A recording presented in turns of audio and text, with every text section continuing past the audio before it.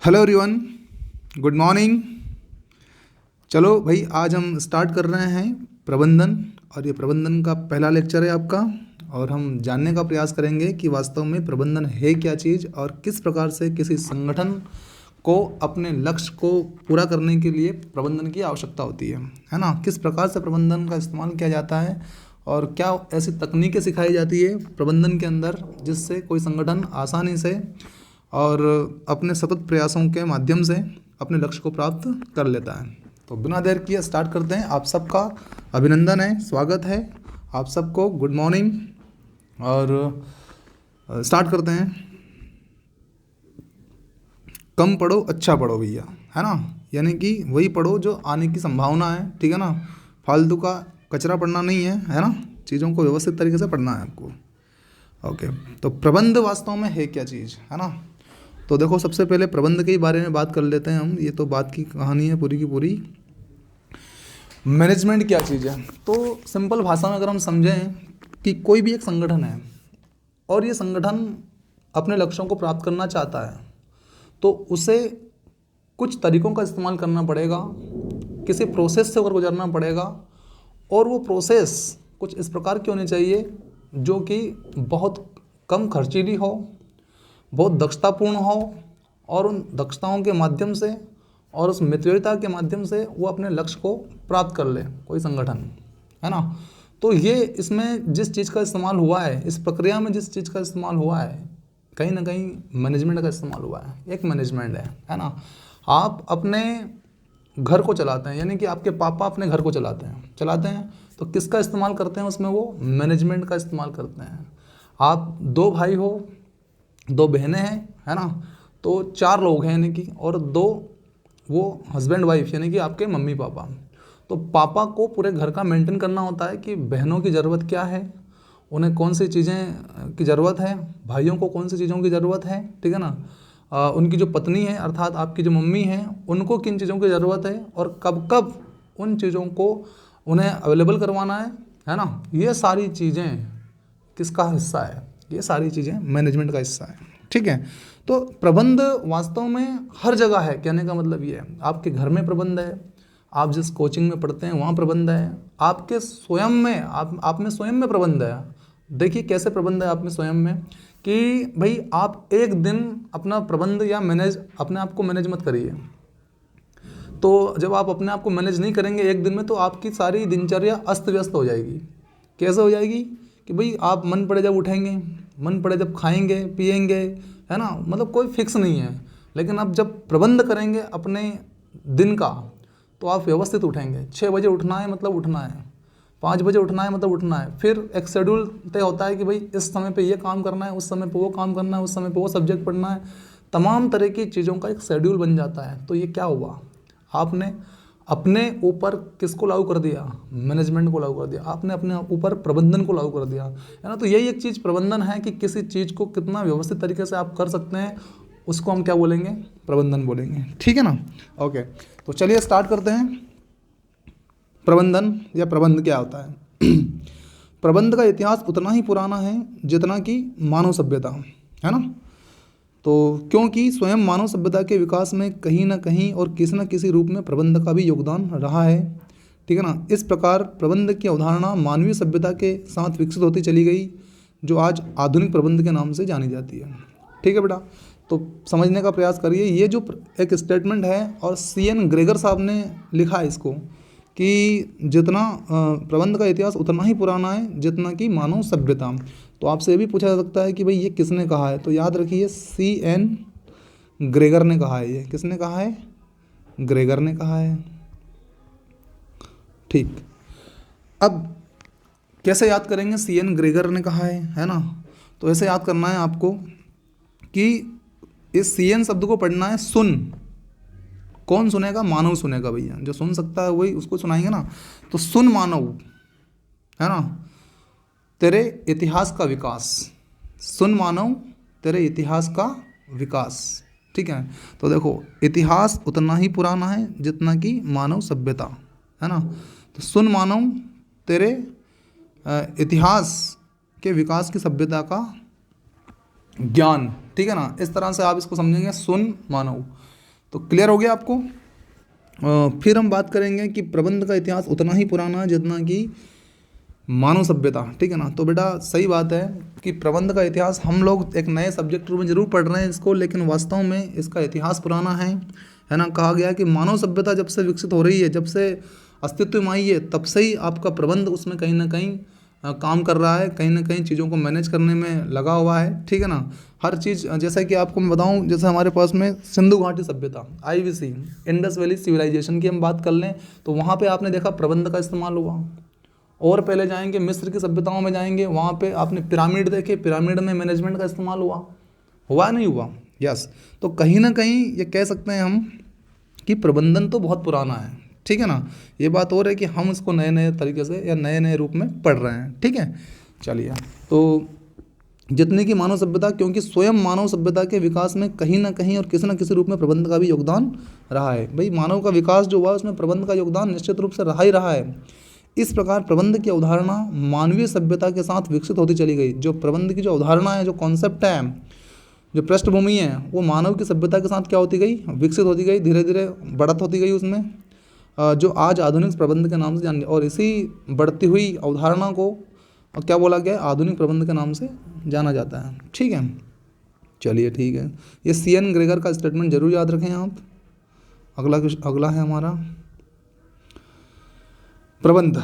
और क्या है प्रबंध? तो देखो, प्रबंध आधुनिक व्यवस्थाओं, संगठनों को अपने लक्ष्य प्राप्ति की एक युक्ति है। भाई आपका कोई संगठन है, वो संगठन किस तरह से, किस तरीके से लक्ष्य प्राप्त करेगा, ये बताता है कौन? प्रबंध, है ना।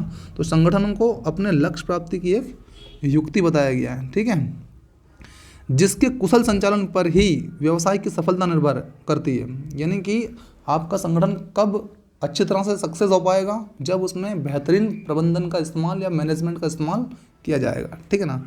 इसलिए पीटर ड्रकर कहते हैं कि प्रबंधक ही प्रत्येक व्यापार का, देखो भाई पीटर ड्रकर क्या कह रहे हैं, ये नाम याद रखिएगा, पीटर ड्रकर, ठीक है ना।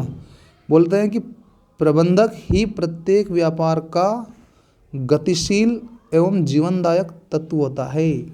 जो प्रबंधक होता है ना, वो प्रत्येक व्यापार का क्या है, वो गतिशील एवं जीवनदायक तत्व है, ठीक है। ये बात ध्यान रखिएगा, क्योंकि स्टेटमेंट बहुत पूछे जाते हैं, ठीक है।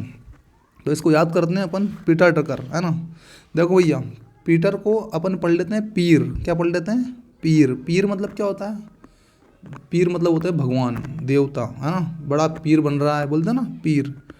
तो प्रत्येक व्यापार का गतिशील एवं, मेन शब्द क्या है, गतिशील एवं जीवनदायक। तो हमें जीवन देने वाला कौन? पीर, मतलब भगवान। और इसीलिए हम क्या कर पा रहे हैं, गति कर पा रहे हैं, हम गतिशील है, ठीक है ना। तो इसी प्रकार से व्यापार का गतिशील एवं जीवनदायक तत्व कौन है? प्रबंध है। ये किसने कहा है? पीर ने कहा है या पीटर ने कहा है ना, पीटर ड्रकर ने कहा है, ओके। ऐसे याद करेंगे।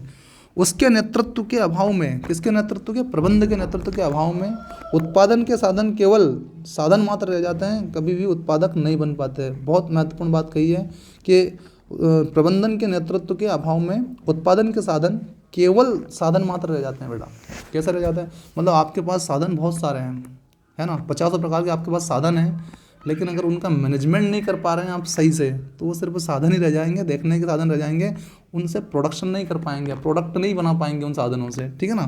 क्योंकि उनके लिए व्यवस्थित मैनेजमेंट की ज़रूरत होगी, उन साधनों को चलाने के लिए व्यवस्था की ज़रूरत पड़ेगी, ठीक है ना। इसलिए अगर मैनेजमेंट नहीं है, वहाँ पे साधन है, तो वो सिर्फ साधन ही रह जाएंगे, उत्पादक कभी नहीं बन पाएंगे, ठीक है, ओके।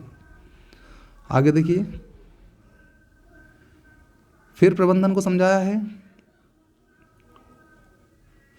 प्रबंध से तात्पर्य है कि कोई भी कार्य कुशलता व मितव्ययिता पूर्वक कैसे किया जाए। देखो भैया, बहुत महत्वपूर्ण बात कही है कि मैनेजमेंट से क्या तात्पर्य है, क्या आशय है कि कोई भी कार्य आप कर रहे हैं उसको कुशलतापूर्वक और कम से कम खर्चे में कैसे किया जाए, स्किल्स कौन कौन सी लगाई जाए और कम से कम खर्चे में कैसे हम उस कार्य को कर लें, ये एक तात्पर्य है। वर्तमान जटिल व्यावसायिक युग में प्रबंध को अनेक अर्थों में प्रयुक्त किया जाता है। वर्तमान व्यावसायिक युग में प्रबंध को अनेक अर्थों में प्रयुक्त किया जाता है। वास्तव में प्रबंध दूसरों से काम लेने की एक युक्ति है। ये भी कहा जाता है कि प्रबंध दूसरों से काम लेने की एक युक्ति भी है। जैसे उदाहरण के लिए कोई कंपनी है, तो वो कंपनी क्या करती है, ज़्यादातर जो लोग होते हैं, कर्मचारी होते हैं, उनसे काम करवाती नहीं करवाती है। तो प्रबंध क्या करवाता है? प्रबंध दूसरों से काम भी करवाता है ना। तो वास्तव में प्रबंध दूसरों से काम लेने की एक युक्ति है, ये भी बताया गया है। किसी उपक्रम में श्रमिक कार्य करते हैं, है ना, जैसे कंपनी ने उदाहरण दिया है, उपक्रम में श्रमिक कार्य करते हैं। इसमें प्रबंध को यह सोचना पड़ता है कि किस प्रकार श्रमिकों से अच्छे ढंग से काम लिया जा सकता है। ठीक है ना भाई, काम कर्मचारी आपके पास बहुत सारे हैं, लेकिन उन कर्मचारियों से कैसे अच्छे से अच्छा निष्पादन करवा लिया जाए, ये प्रबंधन की जिम्मेदारी है ना। ये चीज़ है, प्रबंधन को यह निर्णय लेना पड़ता है कि वास्तव में क्या करना है और उसको करने का उत्तम तरीका क्या है। राइट, समझ में आया। प्रबंधन को यह निर्णय लेना पड़ता है कि इन लोगों से, इन कर्मचारियों से, इन श्रमिकों से क्या करवाना है, कैसे करवाना है, क्या क्या माध्यम हो सकता है किसी काम को करवाने का, और किस तरह से अच्छे तरीके से उस कार्य को हम करवा लें। ठीक है ना। तो प्रबंधन को यह निर्णय लेना पड़ता है कि वास्तव में क्या करना है, करना क्या है, और उसको करने का उत्तम तरीका क्या है। ठीक है ना। कुछ व्यक्तियों ने इसे संकीर्ण अर्थ में लिया है, जबकि बहुमान्य धारणा व्यापक अर्थ के पक्ष में है। कुछ लोग इसको संकीर्ण अर्थ में भी लेते हैं, है ना। वो संकीर्ण अर्थ का मतलब यही है कि भाई सिर्फ दूसरों से ही काम करवा लो। ठीक है ना। सॉरी, देखिए आगे।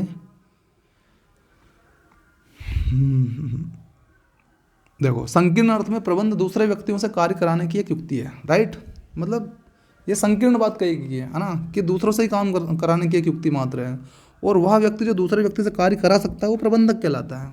ठीक है, आपने किसी से बोल दिया भैया ये काम करना है, तो आप तो क्या हो गए, प्रबंधक हो गए, और वो करने वाले श्रमिक या कर्मचारी हो गए। तो बस ये प्रबंधन हो गया। तो इसको कहीं ना कहीं एक संकीर्ण अवधारणा कही गई है प्रबंधन में, एक संकीर्ण अवधारणा है। विस्तृत अर्थ की अगर हम बात करें तो विस्तृत अर्थ में प्रबंध कला और विज्ञान दोनों हैं। कला और विज्ञान दोनों, कला भी है और विज्ञान भी है। इसलिए कला है क्योंकि कई सारे सिद्धांतों को अप्लाई किया जाता है प्रबंधन में, बहुत सारे सिद्धांत हैं उनको इसमें अप्लाई किया जाता है। ठीक है ना। और विज्ञान इसलिए है क्योंकि बहुत ज़्यादा प्रयोग भी किए गए हैं, एक्सपेरिमेंट किए गए हैं प्रबंधन के अंदर, है ना, और फिर उनको इसमें लिखा गया है, इसको इसमें समझाया गया है, इसलिए क्या है, ये एक तरह का विज्ञान भी है। तो विज्ञान दोनों है, और यह निर्धारित लक्ष्यों की प्राप्ति के लिए विभिन्न मानवीय प्रयासों से संबंध रखता है। भाई कोई भी प्री डिसाइड लक्ष्य है आपका, और उस लक्ष्य की प्राप्ति के लिए विभिन्न मानवीय प्रयासों से संबंध रखता है। बिना मानव के प्रयास से कैसे लक्ष्य को प्राप्त करेंगे, है ना। तो मानवीय प्रयासों से संबंध रखता है कौन, मैनेजमेंट, आपका प्रबंध। ठीक, ओके, अगला देखिए।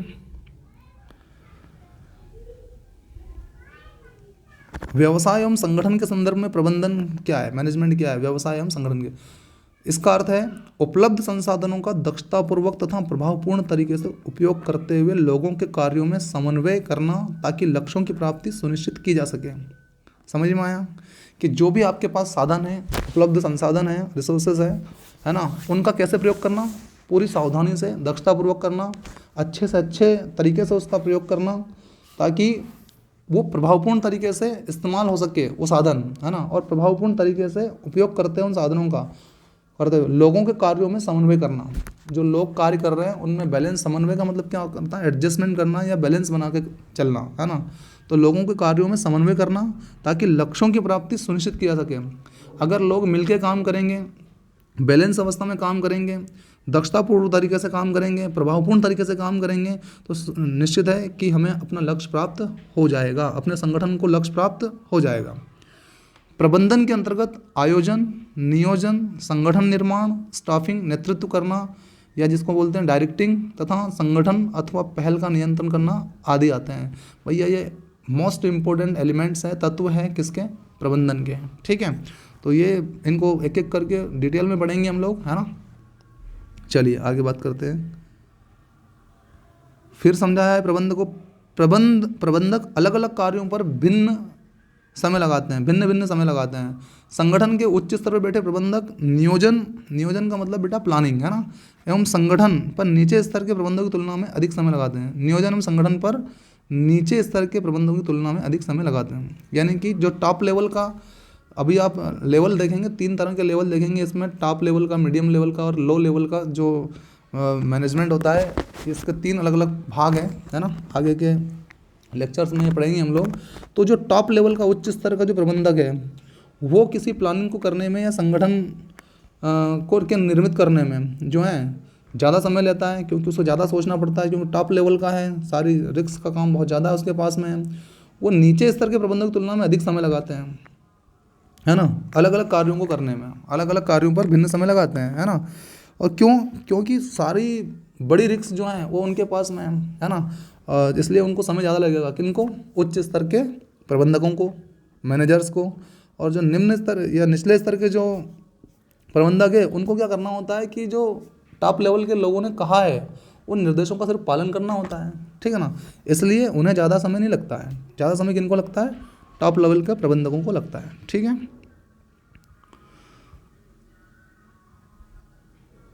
देखिए आगे, प्रबंध वह क्रिया है जो हर उस संगठन में आवश्यक है, हर उस संगठन में आवश्यक है जिसमें लोग समूह के रूप में कार्य कर रहे हैं। संगठन में लोग अलग अलग प्रकार के कार्य करते हैं, लेकिन वह अभी समान उद्देश्य को पाने के लिए कार्य करते हैं। देखो, कोई भी संगठन है तो अलग अलग पृष्ठभूमि के लोग आते हैं और अलग अलग कार्य करते हैं। किसी को कौन सा डिपार्टमेंट में काम करना होता है, किसको किसी डिपार्टमेंट में काम करना होता है, यानी कि अलग अलग डिपार्टमेंट में काम करते हैं, लेकिन सबका उद्देश्य एक होता है। क्या उद्देश्य होता है? कि कंपनी को अधिक से अधिक लाभ पहुंचाया जाए, ठीक है ना, इस तरह से। लेकिन वो अभी समान उद्देश्यों को पाने के लिए कार्य करते हैं। प्रबंध लोगों के प्रयत्नों एवं समान उद्देश्य को प्राप्त करने में दिशा प्रदान करता है। अभी हम क्या करता है?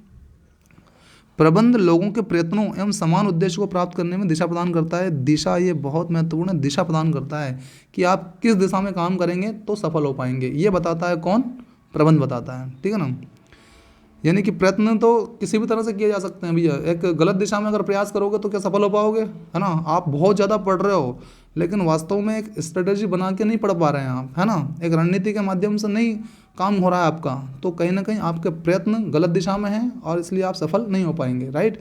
लेकिन अगर वही एक स्ट्रेटेजी, एक रणनीति के माध्यम से आपको दिशा निर्देश दिए गए हैं कि भैया ऐसे ऐसे पढ़ना है आपको, है ना, तो आपका मैनेजिंग सिस्टम पावरफुल है और आप सफल हो जाएंगे, ठीक है। इस प्रकार से प्रबंध यह देखता है कि कार्य पूरे हों एवं लक्ष्य प्राप्त किए जाएं, ठीक है ना।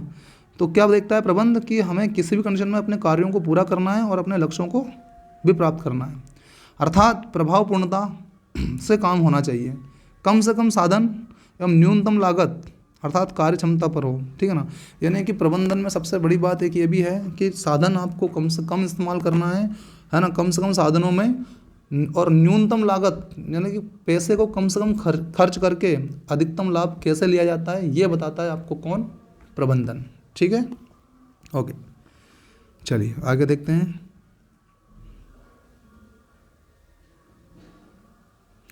अब आया एक बहुत महत्वपूर्ण टॉपिक जो है कुछ महत्वपूर्ण परिभाषाएं। बेटा परिभाषाएं आपको याद करना है, प्रबंधन की किसने कौन सी परिभाषा दी है, ठीक है।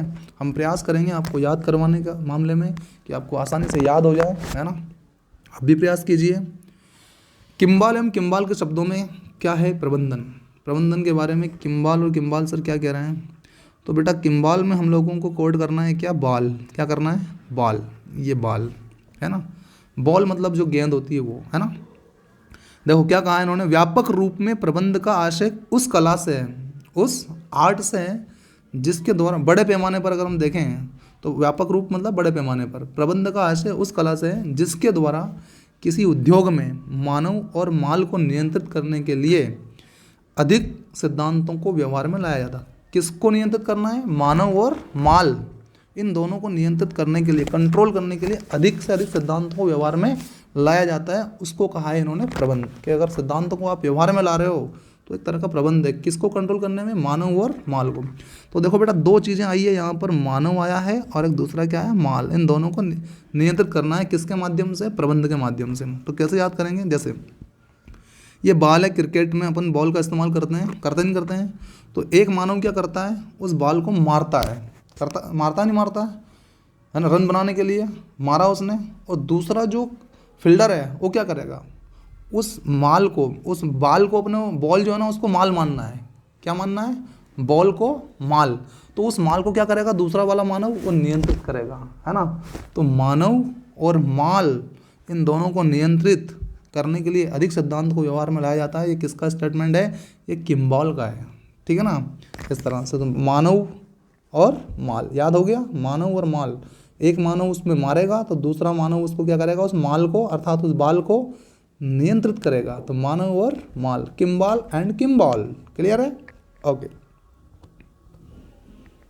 अगला क्वेश्चन है, सॉरी, अगली परिभाषा है हमारी कुछ महत्वपूर्ण परिभाषाओं में।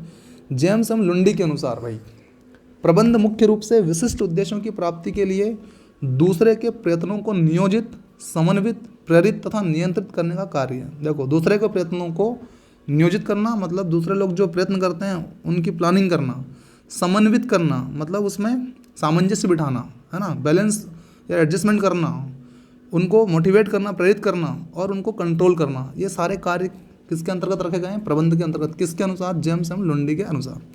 तो भाई इसमें हम ट्रिक से काम लेते हैं, है ना।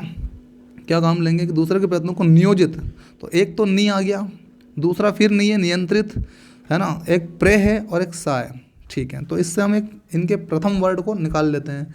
तो क्या बनाएंगे? नी प्रेस वाली ट्रिक बनेगी इसकी बेटा अपनी। क्या बनेगी? नी प्रेस।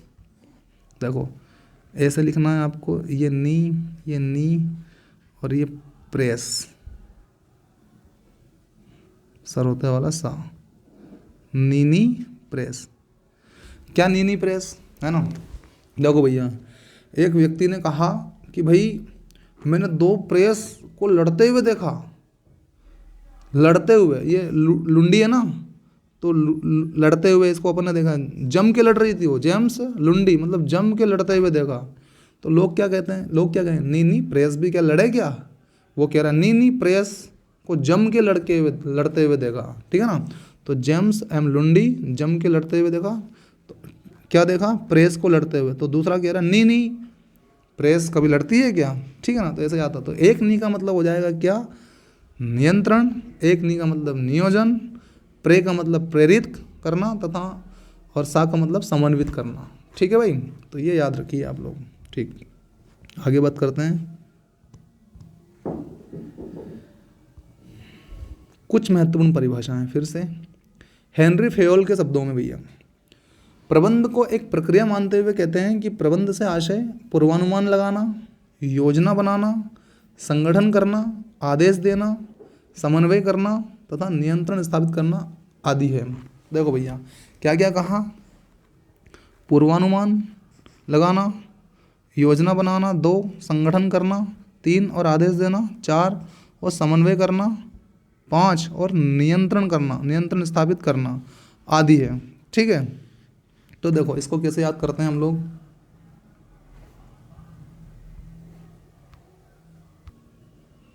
देखिए कैसे करेंगे? प्रबंध को एक प्रक्रिया मानते हुए कहते हैं प्रबंध से आशय पूर्वानुमान लगाना, योजना बनाना, संगठन करना, आदेश देना, समन्वय करना, नियंत्रण। तो देखो भैया ऐसे करेंगे, इसको हम ऐड करेंगे।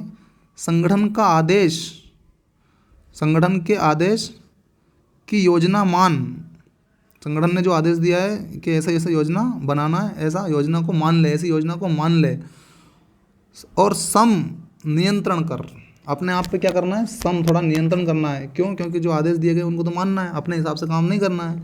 तो संगठन का जो आदेश है उसकी योजना मान, उनकी जो प्लानिंग है उसको मान ले और सम नियंत्रण कर, नहीं तो फेल हो जाएगा। फ्योल लिखा रहा है, फ्योल, ये फेल हो जाएगा, है ना बेटा।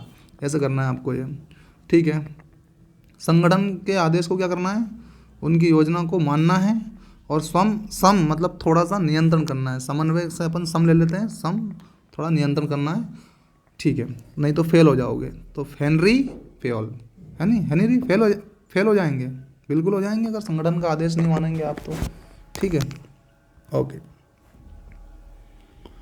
अगला है हमारा कुछ महत्वपूर्ण परिभाषाओं में हेरोल्ड कुंट्ज के अनुसार। हेरोल्ड साहब ने कहा है प्रबंध औपचारिक रूप से संगठित समूहों में अन्य व्यक्तियों के साथ मिलकर कार्य करने तथा करवाने की कला है। प्रबंध जो है औपचारिक रूप से संगठित समूहों में, कौन से समूहों में? संगठित समूहों में अन्य व्यक्तियों के साथ मिलकर कार्य करने तथा करवाने की कला है। इन्होंने कहा कि कार्य करना भी पड़ता है भाई साहब इसमें, और करवाना भी पड़ता है, दोनों ही है। ऐसा नहीं है कि सिर्फ दूसरों से ही करवा लो। ये कहा है किसने? हेरोल्ड कुंट्ज के अनुसार। तो देखो भाई हेरोल्ड जो है इसमें आपको पकड़ना है क्या? हीरो। जो हीरो होता है ना फिल्म में, वो क्या करता है? वो स्वयं भी अभिनय करता है, मतलब स्वयं भी कार्य करता है, वो लोगों के साथ काम करता भी है वो, है ना, यानी करवाता भी है। तो हीरो कार्य करता भी है और करवाता भी है। ये आर्ट, ये कलाकार की बड़ी कला होती है कि वो खुद भी करता है और लोगों से करवाता भी है।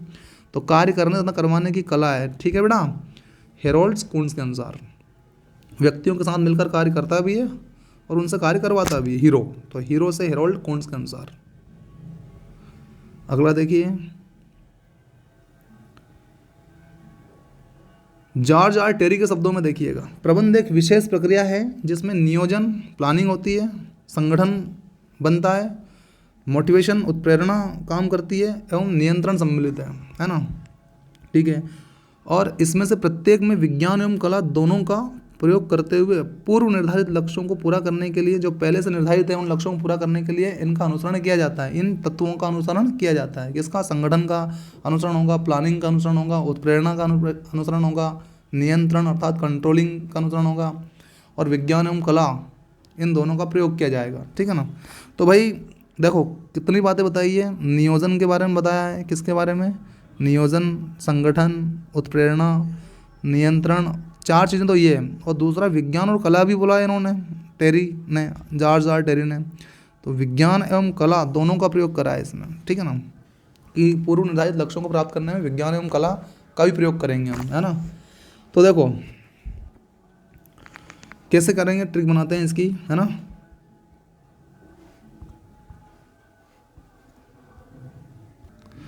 देखिए भैया कैसे करेंगे। नी वापस नियोजन और नियंत्रण है ना, तो वहाँ पर वापस आपको क्या करना है, वापस वही करना है आपको, ठीक है ना। नी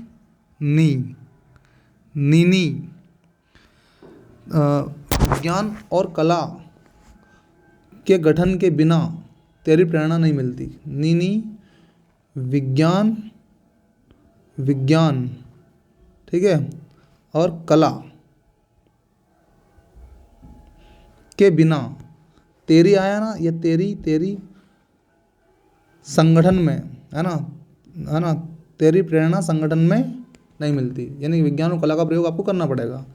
तो नी विज्ञान और कला के गठन के बिना तेरी प्रेरणा, के गठन मतलब संगठन, के गठन के बिना तेरी प्रेरणा मतलब उत्प्रेरणा नहीं मिलती, ठीक है ना। तेरी प्रेरणा नहीं मिलती मतलब आपको विज्ञान और कला का गठन करना पड़ेगा, ठीक है। तो तेरी से टेरी, ठीक है ना। तो नी से नियंत्रण और नी से नियोजन, विज्ञान और कला भी शामिल किया है इन्होंने, संगठन प्रेरणा भी आ गया। इस तरह से आपको इसको क्लियर कर लेना है, ठीक है, ओके। तो विज्ञान एवं कला दोनों का प्रयोग करते हुए पूर्व निर्धारित लक्ष्यों को पूरा करने के लिए इनका अनुसरण किया जाता है, ठीक है। अगली परिभाषा है महत्वपूर्ण। इस संबंध में एफ.एल. ब्रेच या ब्रिच कहते हैं कि प्रबंध की परिभाषा ही महसूस नहीं करते हो, तो कि कोई प्रबंध की परिभाषा इंपॉर्टेंट नहीं है। उनका मानना है कि महत्व प्रबंध का है, ना कि उसकी परिभाषा का है। तो भैया ऐसा याद करिए एफ.एल. ब्रिच का ये स्टेटमेंट कि ब्रीच है ना, ब्रिच या ब्रेच, तो इस ब्रिज को ब्रेक कर दो। ब्रेक का मतलब क्या था? तोड़ना। तो उन्होंने परिभाषा को ही तोड़ दिया। EFL ने क्या कर दिया? परिभाषा को ही तोड़ दिया, मतलब वो परिभाषा को इंपॉर्टेंस नहीं देते हैं, खत्म बात हो गई। उन्होंने कहा कि परिभाषा का महत्व नहीं है, प्रबंधन का महत्व है, प्रबंध मैनेजमेंट का महत्व है ना। तो तोड़ा किसने? ब्रिज ने। ब्रिज से करेंगे ब्रेक, ब्रेक मतलब तोड़ना, ठीक है, ठीक है।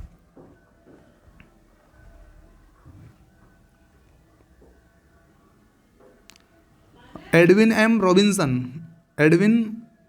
रॉबिन्सन ये कहते हैं कोई भी व्यवसाय स्वयं नहीं चल सकता, चाहे वह संवेग की स्थिति में ही क्यों ना हो, मोमेंटम की स्थिति में ही क्यों ना हो, नहीं चल पाएगा। किसके बिना? मैनेजमेंट के बिना। कोई भी व्यवसाय स्वयं नहीं चल सकता, चाहे वह संवेग की स्थिति में ही क्यों ना हो। ये बोला है किसने? एडविन एम रॉबिन्सन ने। तो यहाँ से बेटा आपको लेना है क्या? यहाँ से लेना है आपको विन, और यहाँ से लेना है आपको सन। तो पहले तो विन पे काम करते हैं, है ना। देखो भैया, कोई भी व्यक्ति जब तक विनर नहीं बनता, जब तक विजेता नहीं बनता, जब तक वो स्वयं नहीं चल सकता, यानी कि अपने कार्य स्वयं नहीं कर सकता। स्वयं को चलना पड़ेगा उसको विनर बनने के लिए, ठीक है ना। तो स्वयं नहीं चल सकता, और ना ही वो सूर्य की तरह चमक सकता है जब तक वो स्वयं नहीं चल सकता। तो ये स्वयं नहीं चल सकता, बस ये कोई भी व्यवसाय स्वयं नहीं चल सकता, है ना। तो जब तक स्वयं नहीं चलोगे, ना तो विनर बनोगे, ना सूर्य की भांति चमक पाओगे। वो सन वाला, ये वाला सन ले लेना है आपको, SON, सर, सूर्य के लिए, ठीक है ना, ओके। चाहे वह संवेग की स्थिति में ही क्यों ना हो, ठीक है। चलिए भाई, ओलिवर सेल्डन साहब कहते हैं कि प्रबंध व्यवसायिक संगठन रूपी शरीर का मस्तिष्क है। जो व्यवसाय होता है ना, उसका जो संगठन है, वो संगठन रूपी शरीर का मस्तिष्क है। यह शरीर का मस्तिष्क कहाँ है? सीधी बात यह है, इतना याद रखिए, शरीर का मस्तिष्क कहाँ है? किसने? सेल्डन साहब ने। और उसकी जीवनदायिनी शक्ति भी है ना, कौन? मैनेजमेंट। जीवनदायिनी, जीवन देती है कौन? मैनेजमेंट। किसको? किसी भी व्यवसाय को, ठीक है ना। तो देखो भैया, पहले तो आप ये याद रखना कि ये ओलिवर लिखा रहा है ना, इस OLI को OIL कर लेते हैं, ऑयल। तो शरीर का जो मस्तिष्क वाला सिर वाला हिस्सा होता है उसमें क्या लगाते हैं अपन? ऑयल लगाते हैं, है ना। उससे मस्तिष्क को क्या मिलती है? ग्रोथ मिलती है, अर्थात जीवनदायिनी शक्ति मिल जाती है, ठीक है। ये बात हो गई। अब बचा क्या? मानव, कर्मचारी, मशीन। मानव मतलब जो कर्मचारी है वो, मशीन, माल, मुद्रा, बाजार तथा प्रबंध, जिसमें प्रबंध का स्थान सबसे ऊपर है। यानी कि इन्होंने क्या करा है? प्रबंध को अलग अलग भागों में बांट के बताया है।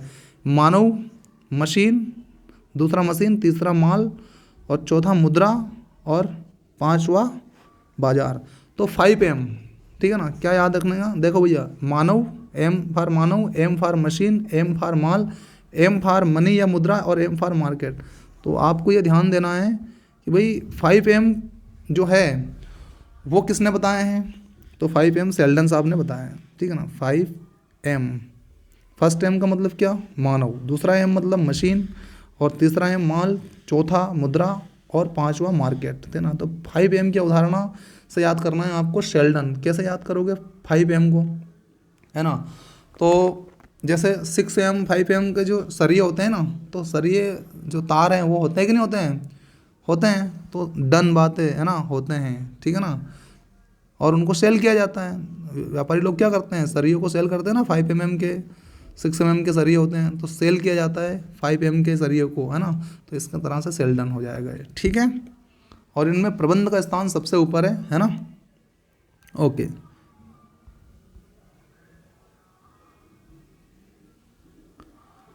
नेक्स्ट देखते हैं। लॉरेंस एप्ले के अनुसार प्रबंध व्यक्तियों के विकास संबंधित है, ना कि वस्तुओं के निर्देशन से।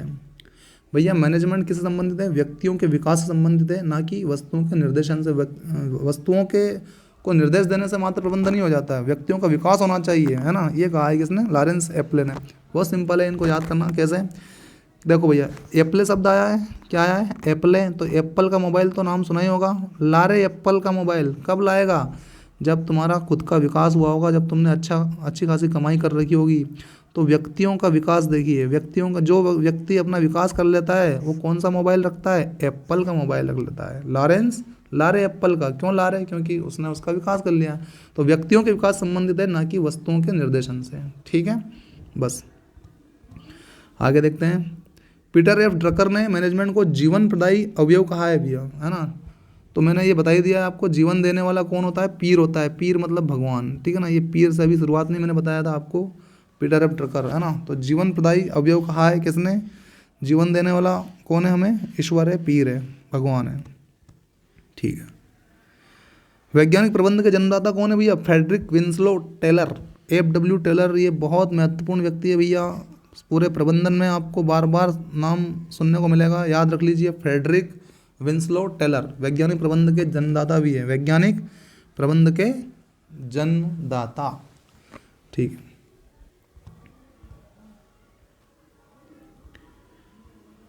अब देखिए निचोड़। उपरोक्त परिभाषाओं के आधार पर हम यह कह सकते हैं कि प्रबंध का आशय उस कला से है जिसके द्वारा प्रशासन द्वारा निर्धारित नीतियों को कार्यान्वित किया जाता है। जो प्रशासन जिन नीतियों को फिक्स कर देता है, निर्धारित कर देता है, उन नीतियों को क्या किया जाता है? कार्यान्वित किया जाता है। यानी कि उनको जमीनी स्तर पर कंप्लीट किया जाता है, ठीक है ना।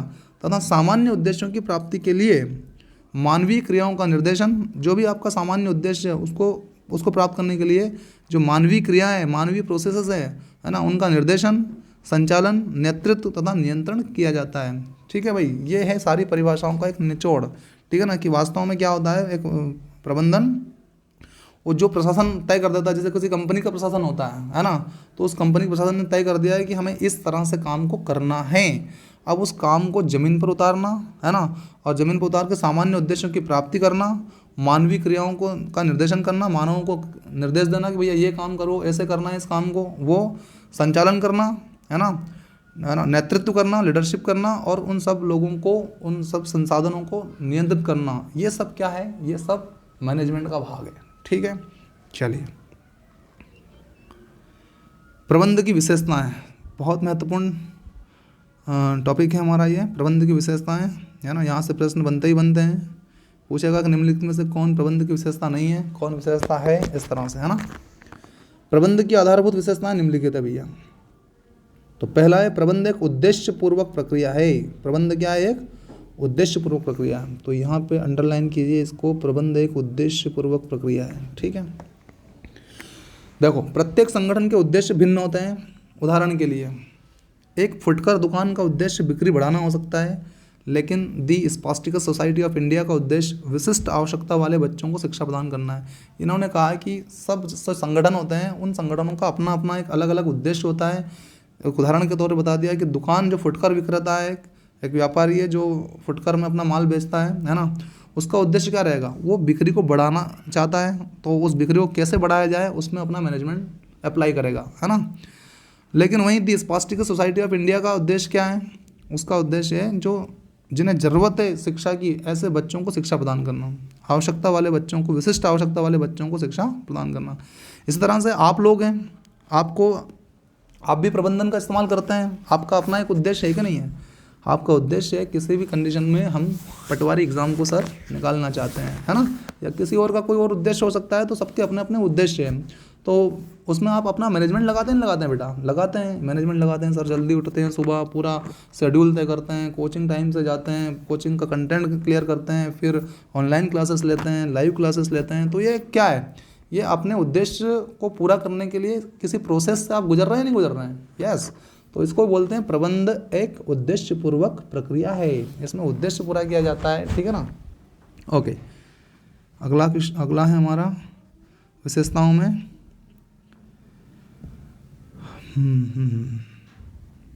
प्रबंध सर्वव्यापी है, सब जगह व्याप्त है भैया प्रबंध। कहीं ऐसी जगह नहीं है जहाँ प्रबंध नहीं व्याप्त है ना।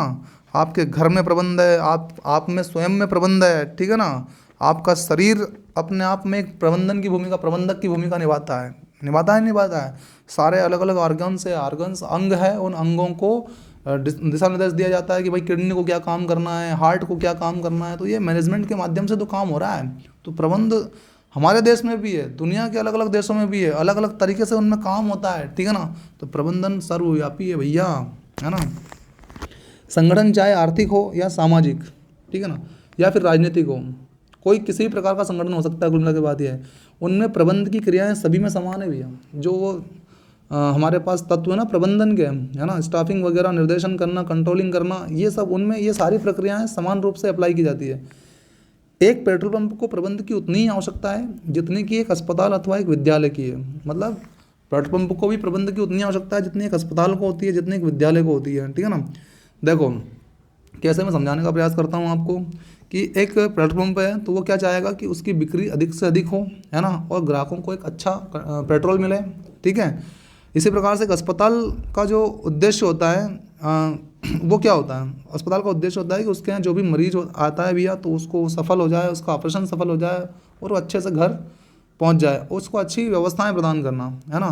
विद्यालय क्या बोलेगा? विद्यालय की ये रहेगी टारगेट कि भाई विद्यालय ये चाहता है कि वो बेस्ट एजुकेशन दे अपने बच्चों को, है ना। ये तो विद्यालय में भी जो है प्रबंधन की ज़रूरत है, पेट्रोल पंप पे भी ज़रूरत है और अस्पतालों में भी इसकी ज़रूरत है। मतलब सब जगह है, कुल मिलाकर बात ही है। भारत में प्रबंधकों का जो कार्य है वह यूएस, जर्मनी अथवा जापान में भी होगा। जो भारत में प्रबंधक काम करते हैं, ऐसे काम विदेशों में भी प्रबंधक लोग करते हैं, ठीक है ना। वह इन्हें कैसे करते हैं या भिन्न हो सकता है, मतलब काम करने का तरीका अलग हो सकता है, लेकिन उनको भी नियंत्रण की ज़रूरत पड़ती है, उनको भी प्लानिंग करने की ज़रूरत पड़ती है, उनको भी गाइडेंस देने की ज़रूरत पड़ती है, उन्हें भी उत्प्रेरण की आवश्यकता पड़ती है, राइट। इस तरह से इन सब चीज़ों का प्रयोग वो लोग भी करते हैं, विदेशी भी, और हम भी करते हैं। तो कहने का मतलब वही आ रहा है बार बार कि ये सर्वव्यापी है ना, सब जगह व्याप्त है। और वह इन्हें कैसे करते हैं? भिन्न हो सकता है। यह भिन्नता जो आई है वो उनकी संस्कृति, रीति रिवाज एवं इतिहास की भिन्नता के कारण हो सकती है। भाई वहाँ का कल्चर कैसा है, वहाँ के ट्रेडिशन कैसे हैं, वहाँ की हिस्ट्री कैसी है, उसके कारण उनका काम करने का तरीका अलग हो सकता है। लेकिन जो एलिमेंट्स है हमारे प्रबंधन के, उन एलिमेंट्स को, उन तत्वों का उन्हें भी इस्तेमाल करना ही पड़ता है। तो सर्वव्याप्त है या नहीं? यस। आगे देखिए, प्रबंध बहुआयामी है। अब भैया प्रबंध क्या है, बहुआयामी है। देखो बहुआयामी का मतलब क्या है, यह सब जगह लागू होता है। जैसे मानव का प्रबंध करना हो, संसाधनों का प्रबंध करना होता है कि नहीं करना होता है ना। बहुत सारी ऐसी चीज़ें होती हैं जो अस्त व्यस्त होती है, उन अस्त व्यस्त होने वाली चीज़ों का प्रबंध करना होता है ना। जैसे एक उदाहरण के तौर पर मैं आपको देता हूँ कि अ, अपने घर का उदाहरण ले लेते हैं अपन। जैसे कि हमारे घर में हम 2 भाई बहन हैं। कितने भाई बहन हैं, 2। और हमारे मम्मी पापा हैं, है ना। तो मम्मी किस प्रकार से सभी लोगों का ध्यान रखती है ना। कैसे ध्यान रखेगी भैया, कि आप बड़े हैं और आपकी बहन छोटी है, तो बड़े को क्या क्या ज़रूरतें लग रही है ना। बड़े को क्या क्या ज़रूरत लग रही है, छोटी जो है उसको क्या क्या ज़रूरत लग रही है, कौन सी किताबों की आवश्यकता छोटी को है, कौन सी किताबों की आवश्यकता बड़ी को है। खाने पीने का पूरा ध्यान रखती है, रखती है ना, रखती है, रखती है, रखती है ना, रखती है ना। Yes sir. तो इस प्रकार से पूरा मैनेजमेंट, पिताजी की आवश्यकताओं का ध्यान रखना, उन्हें समय से चाय पानी नाश्ता जो लगता है वो सब करवाना, राइट।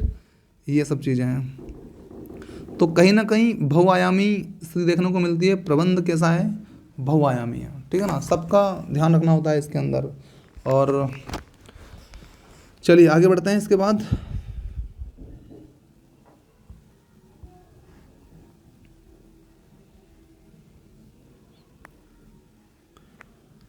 प्रबंध एक सामाजिक प्रक्रिया है। बिल्कुल, प्रबंध कैसी प्रक्रिया है, एक सामाजिक प्रक्रिया है। प्रबंध एक सामाजिक प्रक्रिया इस रूप में है कि किसी संगठन में सर्वाधिक महत्वपूर्ण तत्व मानव संसाधन होते हैं। बिल्कुल। और भैया किसी संगठन में मानव ही नहीं है तो फिर संगठन चलेगा कैसे हो, है ना। तो किसी संगठन में सर्वाधिक महत्वपूर्ण क्या होता है, मानव संसाधन होते हैं, ठीक है। इन मानवीय संसाधनों द्वारा ही भौतिक संसाधनों को गतिशील बनाया जाता है। जो फिजिकल रिसोर्सेज होते हैं, जैसे मशीनें वगैरह हैं आपकी, उनको गतिशील कौन बनाएगा, वो मानव बनाएगा, राइट। और उनका कुशल और प्रभावी उपयोग किया जाता है ना। मानव के द्वारा ही किसी मशीन का कुशल और प्रभावी तरीके से उपयोग किया जाता है। इसके अतिरिक्त प्रबंध एक सामाजिक प्रक्रिया इसलिए भी है कि यह समाज से आगतों को प्राप्त करता है और उन्हें अपने निर्गतों को प्रदान करता है। भैया समाज में क्या चीज़ें आ रही है और क्या जा रही है ना। तो आगत को तो प्राप्त करता है, यानी कि ये समस्या आ गई, मतलब मान लो एक समस्या आ गई कोई, तो उस समस्या को, तो हमने बोला क्या, इनपुट, है ना। वो समस्या आई और उस समस्या को कैसे हल किया जाए, ये आउटपुट। तो ये आउटपुट प्रदान कौन कर रहा है, मैनेजमेंट, ठीक है ना। तो ये आगतों को तो प्राप्त करता है और अपने निर्गतों को प्रदान करता है ना। ओके। प्रबंध एक सार्वभौमिक प्रक्रिया है। प्रबंध एक सार्वभौमिक प्रक्रिया है। प्रबंध की प्रक्रिया सार्वभौमिक या सर्वव्यापी है, सब जगह व्याप्त है। प्रबंध की प्रक्रिया के तत्व जैसे कि नियोजन, प्लानिंग, संगठन, ऑर्गेनाइजेशन, नियुक्तिकरण, स्टाफिंग, आपका निर्देशन, डायरेक्टिंग और कंट्रोलिंग, नियंत्रण। ये जो 6 तत्व देख रहे हैं आप लोग, नियोजन 1, संगठन 2, नियुक्तिकरण 3 और निर्देशन 4 और नियंत्रण, ये 6 तत्व है। ये किसी भी देश या संस्कृति में सभी स्तरों पर सभी संगठनों में समान रूप से देखे जा सकते हैं भैया। ये 6 तत्वों का इस्तेमाल सभी जगह होता है, ठीक है ना। इसलिए सार्वभौमिक है, ये सब जगह व्याप्त है। प्रत्येक प्रकार के संगठन, चाहे वह सरकारी हो या सैन्य हो, शैक्षणिक हो, सांस्कृतिक हो, धार्मिक हो, चिकित्सकीय या व्यावसायिक हो, इन सभी संगठनों के प्रबंधकों द्वारा इन प्रबंधकीय कार्यों का संपादन करना ही पड़ता है। मतलब इन 6 तत्वों का इस्तेमाल उन्हें करना ही पड़ता है। इन 6 तत्वों का वो इस्तेमाल करता है अपने संगठन में, तभी वो सफलता को प्राप्त करता है, अपने लक्ष्यों को प्राप्त करता है, पूर्व निर्धारित लक्ष्यों को प्राप्त करता है, ठीक है ना। इसलिए कहते हैं प्रबंध एक सार्वभौमिक प्रक्रिया है, ठीक है। ओके।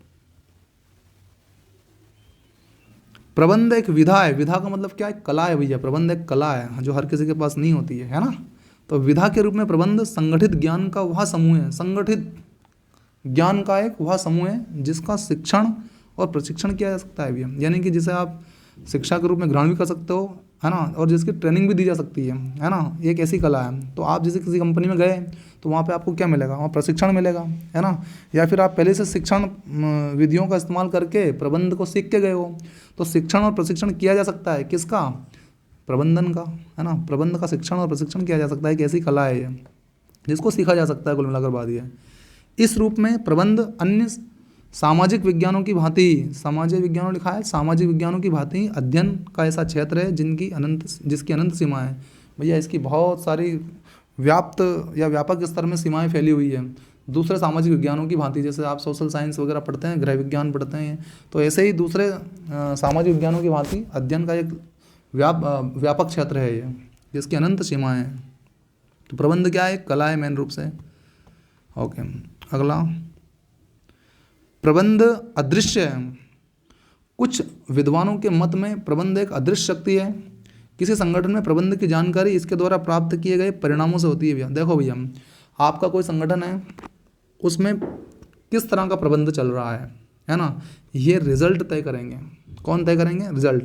यानी कि बेहतरीन निष्पादन हो रहा है, अच्छे रिजल्ट आ रहे हैं, तो यानी कि मैनेजमेंट ठीक ठाक चल रहा है, और गड़बड़ियाँ उत्पन्न हो रही है मतलब मैनेजमेंट में गड़बड़ी है। ठीक है ना।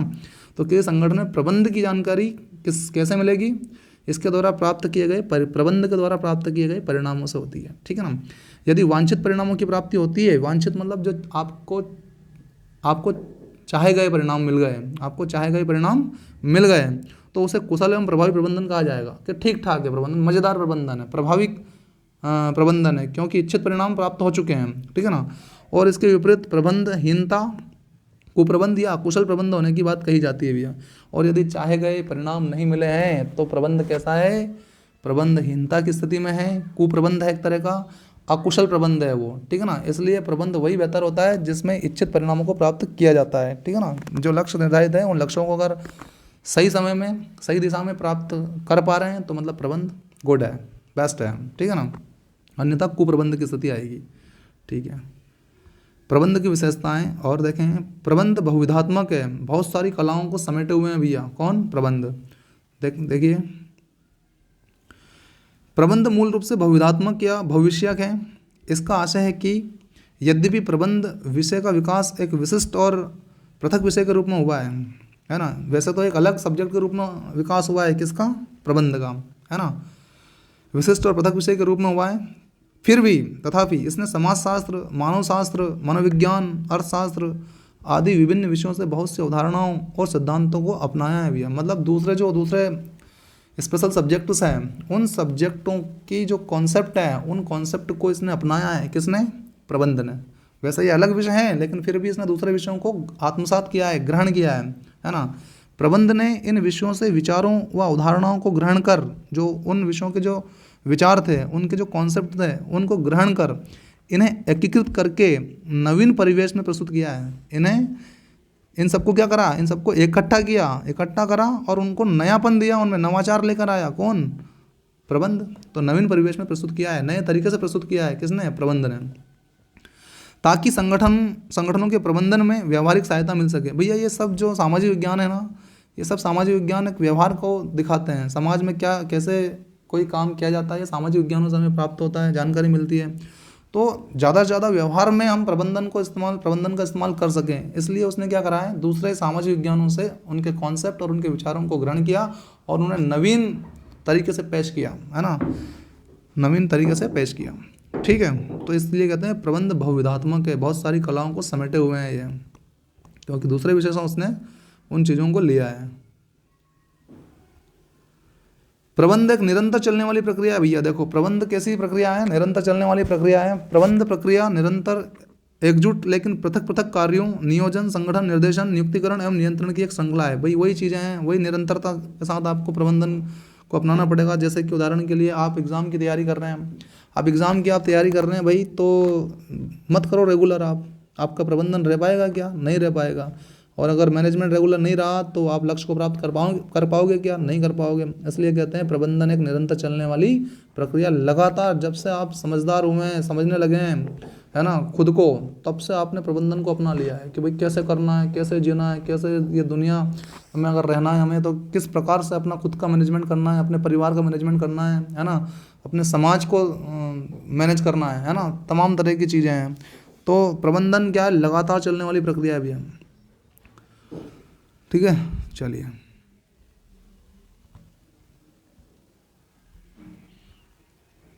प्रबंध एक सामूहिक क्रिया भी है भैया। क्या है? सब लोग मिलके करते हैं मैनेजमेंट का काम, ये भी एक बात सत्य है। ठीक है ना। देखिए संगठन भिन्न भिन्न आवश्यकता वाले अलग अलग प्रकार के लोगों का समूह है भैया। देखो भाई, एक संगठन जो बनता है वो अलग अलग आवश्यकता वाले लोगों से मिलकर बना होता है। सबकी अपनी अपनी आवश्यकता होती है, लोगों की होती है नहीं होती है, तो अलग अलग प्रकार के लोगों का समूह होता है। समूह का प्रत्येक व्यक्ति होता है वो संगठन में किसी न किसी अलग उद्देश्य को लेकर सम्मिलित होता है। भाई सबके अपने अपने पर्सनल उद्देश्य होते हैं, है ना। संगठन में शामिल जरूर हुआ है वो, लेकिन उनके अपने अपने उद्देश्य है अलग अलग भी, है ना।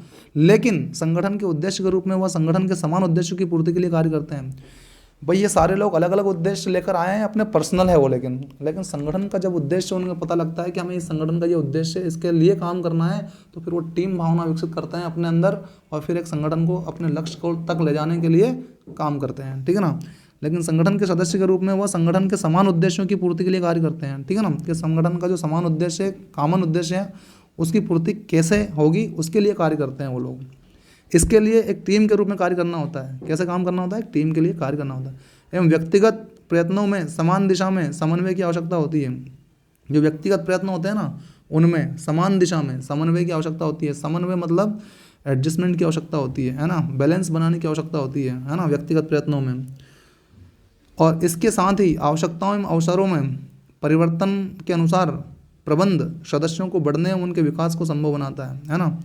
आवश्यकताओं एवं अवसरों में परिवर्तन के अनुसार, जैसे जैसे आवश्यकताएं बढ़ती है ना, अवसरों का निर्माण होता है ना, और सब चीज़ों में परिवर्तन होता रहता है। उस परिवर्तन के अनुसार प्रबंध जो है वो सदस्यों को बढ़ने एवं उनके विकास को संभव बनाता है। भाई सीधी सी बात है कि आप एक एज ए कर्मचारी काम कर रहे हैं किसी संस्था के अंदर, तो आपको बढ़ाने का काम भी करेगी वो संस्था। आपका भी एक तरह का मैनेजमेंट चल रहा है कि यार लोगों को कैसे ग्रोथ दी जाए, लोग हमसे लंबे समय तक कैसे जुड़े रहेंगे, तो उनकी भी ग्रोथ जरूरी है ना। तो सदस्यों को बढ़ने एवं उनके विकास को संभव बनाता है कौन? प्रबंधन। ठीक है भाई, ओके। प्रबंध एक गतिशील कार्य है। क्या है? गतिशील कार्य है। तो प्रबंध एक गतिशील कार्य है। प्रबंध एक गतिशील कार्य होता है एवं इसे बदलते पर्यावरण में अपने अनुरूप ढालना होता है। जो पर्यावरण बदल रहा है ना, उस पर्यावरण के अनुरूप ढालना होता है, ठीक है ना। किसको? प्रबंध को, मैनेजमेंट को। संगठन बाह्य पर्यावरण के संपर्क में आता है जिसमें विभिन्न सामाजिक, आर्थिक और राजनीतिक तत्व सम्मिलित होते हैं। जब जैसे ही कोई संगठन आपने बनाया, वो जैसे ही बाह्य परिवेश के संपर्क में आया, तो उसमें सामाजिक, आर्थिक और राजनीतिक तत्व सम्मिलित होते हैं, है ना। सामाजिक लोग आके मिलेंगे, आर्थिक स्थितियों के बारे में जानकारी लेंगे, देंगे, राजनीतिक तत्व भी सम्मिलित होंगे। इस तरह से बाह्य संपर्क में आने के बाद सामाजिक, आर्थिक और राजनीतिक तत्व सम्मिलित हो जाते हैं, ठीक है। सामान्यता के लिए संगठन को अपने आप को एवं अपने उद्देश्यों को पर्यावरण के अनुरूप बदलना होता है भैया। जो भी संगठन होता है ना, उसको अपने आप को और अपने उद्देश्यों को किसके हिसाब से बदलना होगा? पर्यावरण के अनुरूप बदलना होगा, है ना। शायद आप जानते हैं कि फास्ट फूड क्षेत्र के विशालकाय संगठन मैकडॉनल्ड्स ने भारतीय बाजार में टिके रहने के लिए अपनी खान पान सोच में भारी परिवर्तन किए हैं, है ना।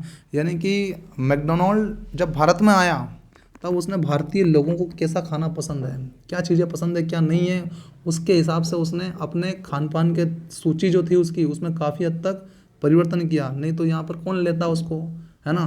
तो इसलिए उसने यहाँ के हिसाब से मैनेजमेंट किया, ठीक है ना। तो पर्यावरण के हिसाब से इसको बदलना होता है ना। जैसे कि आज आप पटवारी की तैयारी कर रहे हैं, तो पटवारी का एक माहौल बना हुआ है कि नहीं भाई। अब इस समय अगर कोई MPSI की तैयारी कर रहा है जैसे कि, है ना, तो कहीं ना कहीं एक तरीका से उसका जो मैनेजमेंट है वो उतना प्रभावी नहीं है ना। हाँ, लेकिन उसने अपना उद्देश्य ही बना रखा है कि नहीं मुझे MPSI बनना है, तो एक अलग बात है। लेकिन ज़्यादातर लोग अपने कौन से पर्यावरण में ढल चुके हैं? पटवारी वाले पर्यावरण में, ठीक है ना। इसको भी समझ सकते हैं आप इस तरह से कि भाई हमें जो है अपने पर्यावरण के हिसाब से ढलना होता है और पर्यावरण के हिसाब से मैनेजमेंट को अप्लाई करना होता है, ठीक है, ओके।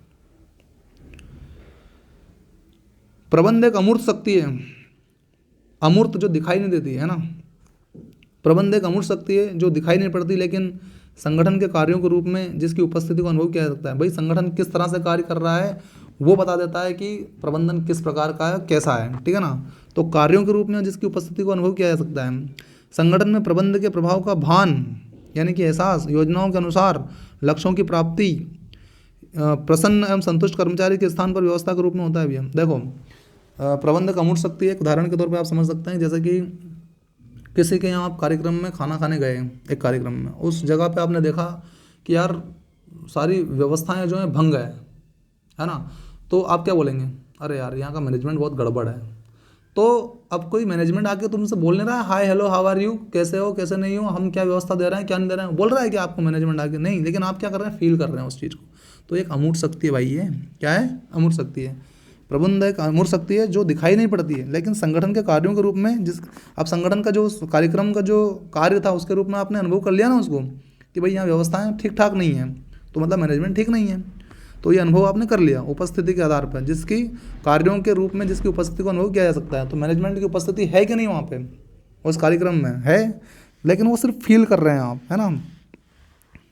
संगठन में प्रबंध के प्रभाव का भान, जो भी संगठन है उसमें प्रबंध किस प्रकार का हो रहा है, इस बात का भान जो है, योजनाओं के अनुसार लक्ष्यों की प्राप्ति, जो योजना बनाई है उसके हिसाब से लक्ष्य प्राप्त हुआ है कि नहीं है, हो रहा है या नहीं हो रहा है, आपके जो कर्मचारी है वो संतुष्ट है नहीं है आपके संगठन में, है ना, व्यवस्था ठीक ठाक रूप से चल रही है नहीं चल रही है। इन सब तरीकों से, ये सब माध्यम है जिससे पता लग जाता है कि कोई मैनेजमेंट किस प्रकार से हो रहा है। ठीक है, ओके। तो प्यारे बच्चों, कैसा लगा हमारा आज का सेशन, ज़रूर कमेंट बॉक्स में कमेंट करके बताएं हमें। जल्दी लेकर आएंगे लेक्चर नंबर 2, है ना, और बेहतर तैयारी में हम आपके साथ 100% रहेंगे। ठीक है, thank you very much, bye, see you, take care.